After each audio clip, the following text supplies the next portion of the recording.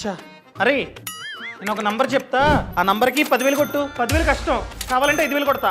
ఏ కౌశిక్, నా bank account లో 10,000 ఉన్నాయి. నేను 1వ తారీఖు నుంచి ఈ రోజు వరకు 10,000 మెయింటైన్ చేస్తున్నా. పొరపాటున ఉన్న 10,000 నీ ఫ్రెండ్ కొట్టమంటున్నావు. కొట్టేసిందనుకో నా బ్యాంక్ అకౌంట్ లో బ్యాలెన్స్ గుండు 0 అవుతుంది. సో అసలే నా బ్యాంకు మినిమం బ్యాలెన్స్ ని 5,000 మెయింటైన్ చేయమంటుంది. సో 5,000 ఉండవు, నేను కొట్టేస్తే 0 అయిపోతుంది. సో 5,000 మెయింటైన్ చేయలేదని చెప్పి బ్యాంకు మినిమం బ్యాలెన్స్ చార్జెస్ ని వేస్తూ ఉంటుంది. అమ్మో నా వల్ల కదబ్బాయి ఛార్జీలు. అయ్యో అరే, మినిమం బ్యాలెన్స్ అన్నది అలా వర్క్ అవ్వదు. దాన్ని ఎగ్జాక్ట్ గా చెప్పాలంటే యావరేజ్ మంత్లీ బ్యాలెన్స్ అంటాం. దీనికంటూ ఒక ఫార్ములా ఉంది. ఆ ఫార్ములా వచ్చేసి some of daily closing balance divided by number of days in the month.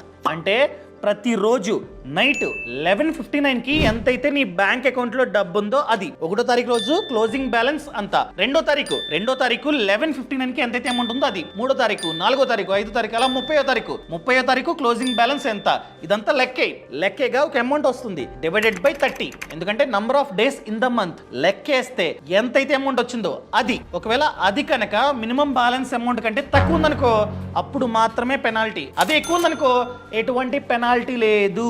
నువ్వు ఒక్కరోజు క్లోజింగ్ బ్యాలెన్స్ 1,00,000 ఉంది, 1,00,000 వేసావు, ఆ రోజంతా ఉంచేసావు, తర్వాత రోజు తీస్తావు అనుకో ఎటువంటి ప్రాబ్లం లేదు. లెక్కేస్తే చాలా ఎక్కువ వస్తుంది అమౌంట్. అర్థమైందా? నువ్వు చెప్పావు 1వ తారీఖు నుంచి ఈ రోజు వరకు, ఈ రోజు 20. సో 20వ తారీఖు వరకు నీ బ్యాంక్ అకౌంట్ లో 10,000 ఉంది. సో ప్రతిరోజు క్లోజింగ్ బ్యాలెన్స్ 10,000. సో 10,000 వేసావు అనుకో నా ఫ్రెండ్ కి, నీ బ్యాంక్ అకౌంట్ లో 0 ఉంటుంది. సో మంత్ ఎండ్ వరకు 0 ఉంది అనుకుందాం. So 10,000 closing balance into 20 days, total గా 2 lakh.